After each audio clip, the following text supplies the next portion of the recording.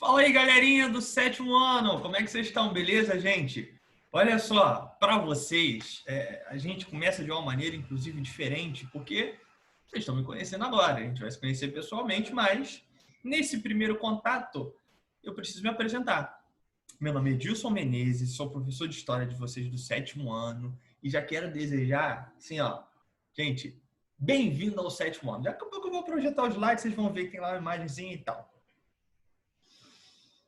Esse ano, ainda que a gente não esteja lá nas condições normais, igual antes, a gente vai ter encontros presenciais, a gente vai poder tirar dúvidas, trabalhar várias questões, que presencialmente isso facilita a nossa compreensão e o nosso trato. Então, já de antemão, eu vou pedir para você fazer o seguinte: ao longo dessa aula, e você relembrando algumas coisas, anota as dúvidas ao longo das aulas.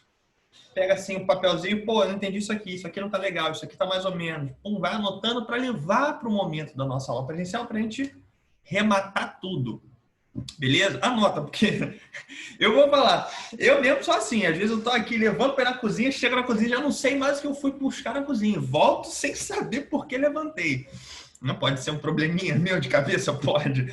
Mas é bom anotar pra gente não esquecer, porque se eu chegar na hora, eu tinha até uma dúvida, mas não lembro qual. Então, para evitar isso, anotar a dúvida é o melhor caminho. Gente, olha aqui, ó. Nesse bem-vindo ao sétimo ano, voltando às aulas, né? Espero que eu vou deixar para perguntar isso para vocês pessoalmente, mas espero que as férias tenham sido razoáveis, ainda que lá não nas melhores condições, porém que tenha dado para dar uma descansada, etc. Mas agora vamos embora, ó. Voltamos, gente, voltamos. Molecadinha, olha aqui, ó. Vamos discutir algumas coisas. Essas primeiras aulas eu vou fazer o que com vocês? Eu vou fazer uma revisão dos pontos centrais do sexto ano, para ligá-los aos pontos que a gente vai começar a trabalhar no sétimo. Então eu vou, inclusive, já projetar o slidezinho aqui para vocês, já vou apresentar, porque é a primeira aula que a gente está tendo junto. Eu tenho uma linda canequinha do Fluminense, que eu faço questão de exibi-la toda a aula. O Fluminense vai muito bem, obrigado. Cadê o slide? Bom, achei. Deixa eu projetar tudo aqui, a tela bonitinha para vocês verem. Bem-vindo ao sétimo ano. Tcharam! Bem-vindo ao sétimo ano, minha gente. Rapaz, vocês estão crescendo, já passou sexto, sétimo, a vida é uma correria. Olha aqui, ó. O que você faz no sexto ano? Que história trabalha no sexto ano? Vocês começam estudando a primeira coisa. O que é história? O que é história? O que é uma fonte histórica? Qual o trabalho do historiador? A gente começa no sexto ano discutindo isso. Depois disso, vocês vão discutir e vão debater as civilizações, as grandes civilizações, impérios e populações ao longo da história antiga, até a Idade Média. Então, vocês pegam, fundamentalmente, no sexto ano, história antiga, desde lá dos primórdios da humanidade, a pré-história, aquela coisa toda, sedentarização do homem, as primeiras sociedades, e vai passar por 1 milhão de populações, Babilônia, Mesopotâmia, Suméria, Egito, Roma, Grécia. Vocês viram, assim, de um tudo. Sexto ano é pauleira porque é muita coisa. E vocês vão até a Idade Média. O que a gente faz no sétimo ano? Vocês estudaram até a Idade Média, até o período medieval. Estudaram o que é o feudalismo, a configuração desse sistema, senhores feudais, camponeses, feudos. A gente vai discutir isso, relembrar isso tudo com calma. Tá? Por quê? Porque esse é o pulo do gato. O gato tá aqui, o gato... Esse é o pulo do gato para a gente entender o sétimo ano, porque a gente começa a partir daí. Eu diria para vocês que a história ela é quase como um filme ou uma série. Se você perder alguns pontos centrais, você não consegue entender a trama, não consegue entender a história. Por isso eu vou retomar com vocês, ao longo desse tempinho, tá? Os pontos centrais do sexto ano para a gente já emendar na matéria do sétimo. O que você faz no sétimo ano? Se no sexto você estudou a Antiguidade e a Idade Média, No sétimo, a gente tem que estudar a crise da Idade Média, a crise do feudalismo e a época moderna. Então você pegou no sexto ano dos primórdios da humanidade, séculos antes de Cristo, e foi até mais ou menos o século 14, 15 depois de Cristo, na Idade Média. Esse é o grosso do esforço. No sétimo, a gente pega a partir daí e continua até o século 18. Então, para a gente entender o conteúdo do sétimo ano, a gente já começa falando de crise no sétimo ano. Crise do feudalismo, como a sociedade feudal se desconfigurou, se desmontou e dela surgiu uma nova etapa da história da humanidade, então da época moderna. E a gente vai ver coisa maneira pra caramba. Bicho, ó, tem expansão marítima, vem América, e vem portugueses colonizando, espanhóis, incas, aquela confusão toda, e rei absolutista pra lá, e revolução pra cá. É tema que não acaba mais. Tá bom? Então vamos lembrar, vamos começar a refrescar a cabeça aí do sexto ano. Vou dizer para vocês que um dos primeiros esforços, depois você entender o que é história, aquela coisa toda, é fazer a seguinte reflexão. Gente, vamos lá. A história trata do passado? Só o passado? Se fosse definir para você, tá assim num lugar. Defina o que é história. É o estudo do passado. Essa resposta tá boa? Tá completa? Não. Porque o passado pode ser qualquer coisa no tempo passado. Deixa eu dar um exemplo. Essa régua tem uma história. Ela tem um passado. Essa caneca também. Uma pedra tem um passado. Esse é o passado que o historiador trata? Esse é o passado que a gente estuda na história? Não. Tanto que a melhor definição de história é aquela do velho Mark Bloch. A história é a ciência dos homens ao longo do tempo. Então a gente não estuda qualquer passado. Porque existe o passado geológico, o passado das pedras, das rochas. Se vocês não estudarem isso com Simone ainda, em algum momento vão estudar. Existe o passado oceânico das espécies, assim, biológico. Tem várias formas de passado. A Terra, o planeta Terra, tem um passado que é muito anterior à própria humanidade. A gente estuda isso em história? A gente está preocupado na história em entender o homem, os homens, as mulheres, a espécie humana ao longo do tempo. Esse é o mistério, é o X da questão. E por isso mesmo, a gente começa a ter mais referências e começa, de fato, a estudar a história concretamente a partir da sedentarização do ser humano. E aí eu já vou ter que explicar para vocês. Gente, o que é sedentarização? O que é um cara sedentário? É tipo eu, que fico sentado o dia todo? Desde essa pandemia, meu Deus do céu. Acabou o exercício físico. Para mim, pelo menos. Isso é uma apreensão que a gente tem muito hoje. O que é um cara sedentário? É o cara que não faz exercício, é o cara que não tem lá atividade física e tal. Ok, esse sentido é válido. E ele ajuda a gente a lembrar um pouquinho como a gente usa esse sentido para falar de sociedade. Porque a gente tem 3 formas de relação entre os homens e o território. A sedentarização, ou seja, aquelas populações que fixam no território, que fixam ali, que ficam, chegam para ficar. Os seminômades e os nômades. Vamos com calma. O que é um nômade? O que são populações nômades?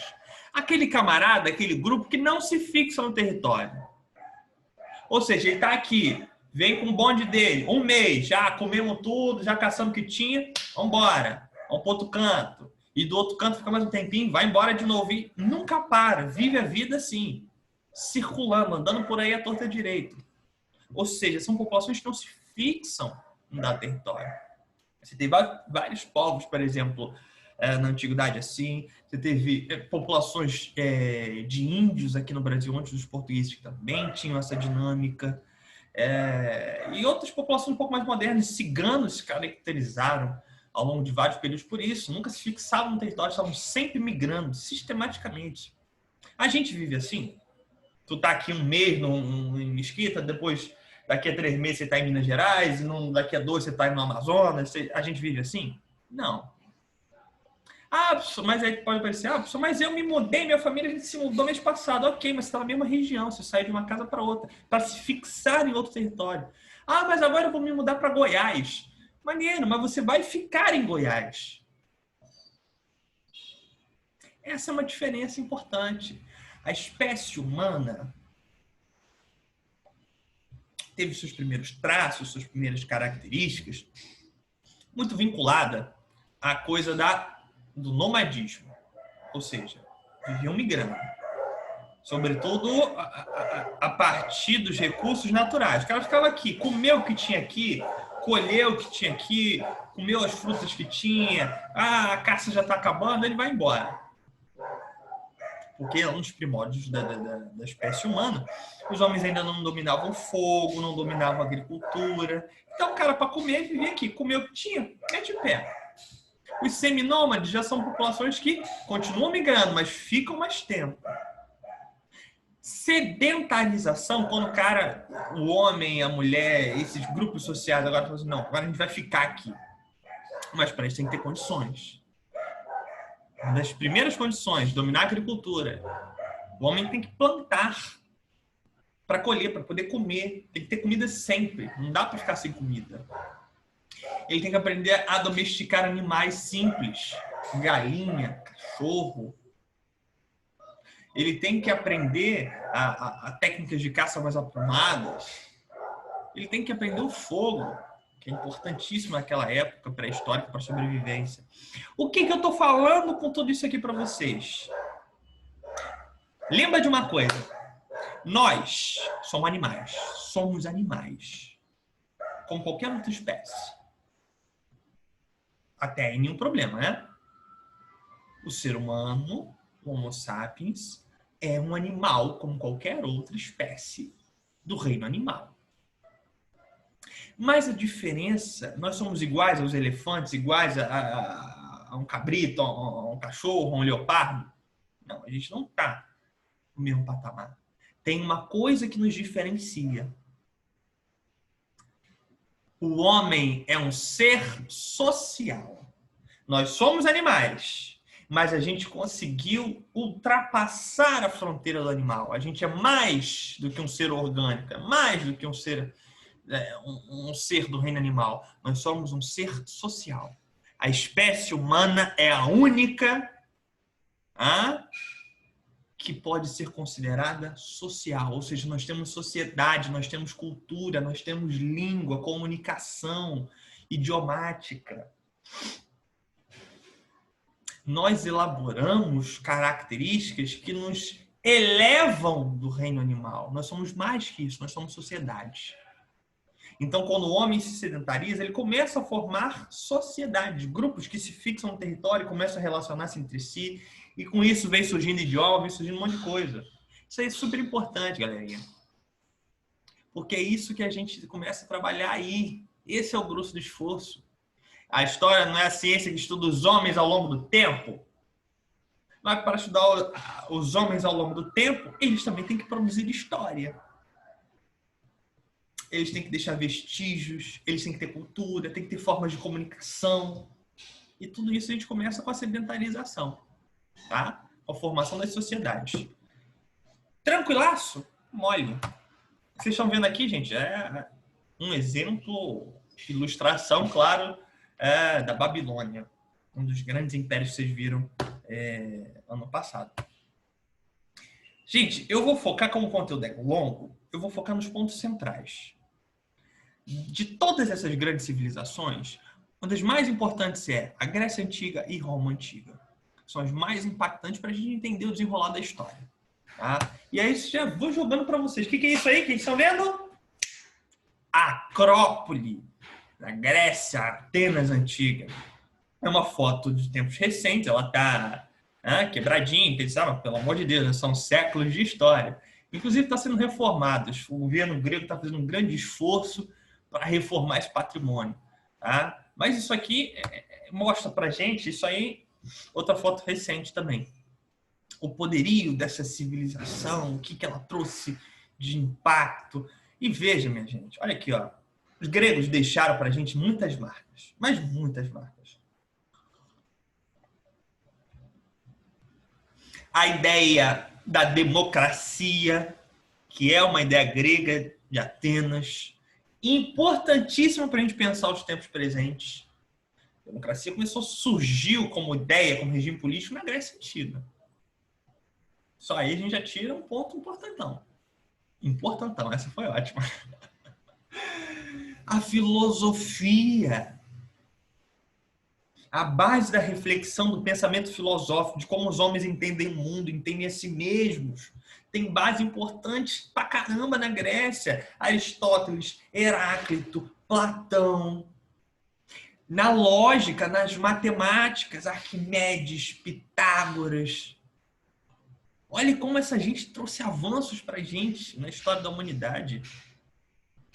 Então, os gregos são importantíssimos, tá? Como civilização e como povo que deixou marcas muito presentes até hoje. Se nós hoje aqui no Brasil vivemos numa democracia, essa democracia é igual à democracia ateniense? Não, já vai ver isso.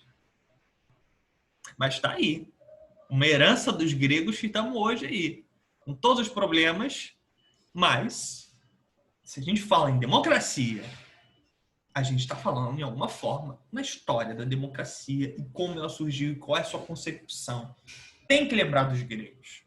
Tá? Olha a Grécia Antiga aí. E ó, eu vou lhe contar a historinha. Isso é mais ou menos século VI a.C. Tá? No governo Clístenes, 1510, 1527, 1500, ó. 510, 527 a.C., século VI a.C. Se a gente fosse fazer uma conta aí por alto, ai meu Deus, um professor de história quando vai fazer conta é um sofrimento. 20, a gente está aí em média em 26 séculos de diferença entre nossa democracia e a democracia dos gregos atenienses. Olha a importância disso. Para além, eu botei essa fotinha aí para vocês, só para vocês fazerem referência, lembrar. Isso aí é uma obra restaurada, lindíssima, da arquitetura grega, fazendo referência à mitologia grega, que foi famosíssima, marcou gerações. Zeus, Hades, Poseidon, o panteão grego foi muito importante. E, olha, essa é jogada, olha como é interessante. A mitologia ajuda a gente a pensar suas sociedades. Como eles entendiam o mundo, o que era importante para eles, o que eles valorizavam.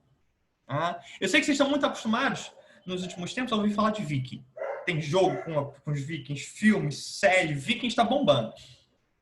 Os vikings estão um período posterior aos gregos, mas tem muitas características, porque vale lembrar, todas essas populações, civilizações que vocês viram no sexto ano, isso só vai mudar lá para o final da história do Império Romano, tem uma característica em comum.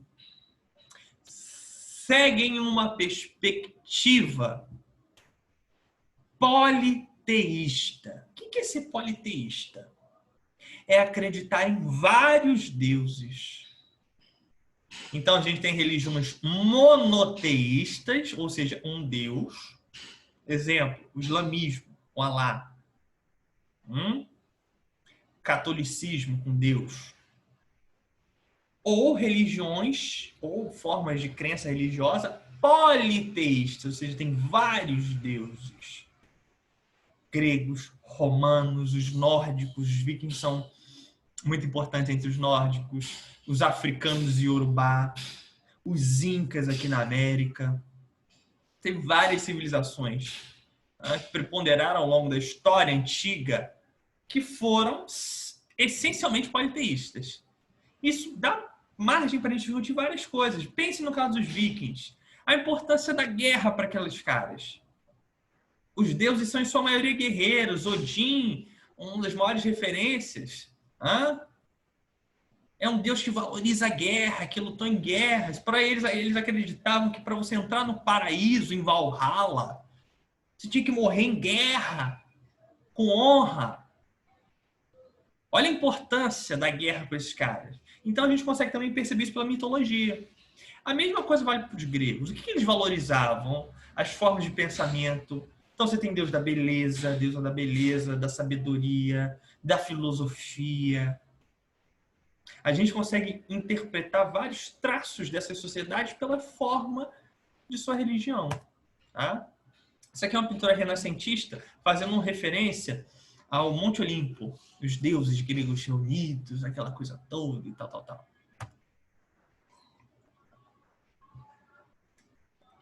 É preciso lembrar, isso é importante para a gente.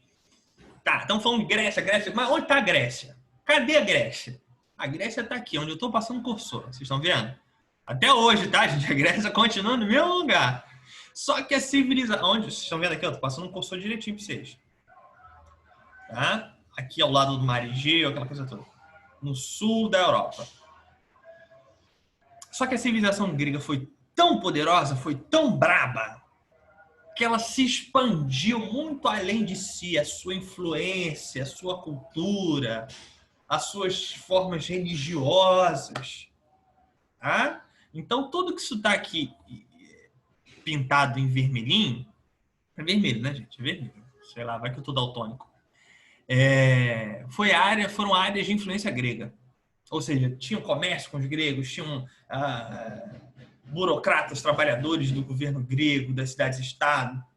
Isso aí é super importante para a gente ter dimensão de como essa civilização grega dominou o mar Mediterrâneo, até mesmo o norte da África, e teve um impacto naquela região muito importante. Beleza? Isso é uma característica, inclusive, desses grandes impérios, dessas grandes civilizações. Às vezes elas se expandem muito além da sua própria origem territorial, né? E, gente, quando a gente vai falar de política, etc., é fundamental lembrar da democracia. Uma das grandes heranças, como eu estava falando para vocês, dos gregos, é justamente a democracia. Tá? Democracia significava para os gregos uma coisa muito simples: poder do povo. Só isso. Por que isso foi, na época, muito importante? Porque a maior parte dos governos, na história, inclusive, ali da Europa como um todo, tá, eram dominados pela tirania, pela autocracia, pela oligarquia. Todas essas palavras significam formas de governo. Oligarquia, governo de poucos. Tirania, o governo ditatorial de um homem, de uma família. Então, o poder está sempre restrito na mão de poucas pessoas que exercem sobre a maioria a sua autoridade. A democracia ateniense, a gente já vai discutir por que ateniense, procurou inverter essa perspectiva. O poder vir de baixo, vir de todo mundo, não de cima mandando. Essa experiência durou pouco. Tá? Na altura da Guerra do Peloponeso, pouco tempo depois, pouco mais de um século depois, Atenas vai ser derrotada, uma confusão danada e a democracia vai pro ralo. Mas a experiência, a marca ficou e foi muito poderosa e é poderosa até hoje. Tá? Só para vocês terem essa dimensão. Então, aquela região grega, deixa eu mostrar de novo para vocês aqui aproximado. Essa região helênica, ou seja, de cultura grega, que vai muito além da Grécia, estão vendo, inclusive, aqui em amarelo, partes até mesmo da Turquia, tá? Ela não é unida igualzinha. Ela é dividida em polis, ou seja, cidades-estado. Então, cada localzinho desse é uma cidade-estado que se governa. Tá? Não tem um governo grego para todo mundo. São vários governos gregos. Então, Delos, Tebas, Atenas, Esparta, cada um tem o seu próprio governo. Tá? A experiência da democracia foi fundamentalmente ateniense. Ou seja, numa cidade, em uma polis grega. E veja, tem que contar a história para vocês. Não foi tão bonitinho quanto a gente pensa, não. Não era para todo mundo, não. Era só para os cidadãos atenienses. Estavam excluídos. Estrangeiros, escravos. Estrangeiros conhecidos como metecos. Uma galera estava de fora dessa democracia. Então, isso já acaba para a gente pensar que, veja, para participar da democracia tinha que ser cidadão. E como nem todo mundo era cidadão, uma parte muito restrita a gente tem que pensar e começar a refletir o que que era, o que que significava essas coisas. Então, gente, esse foi o primeiro apanhado para a gente aí dessa revisão.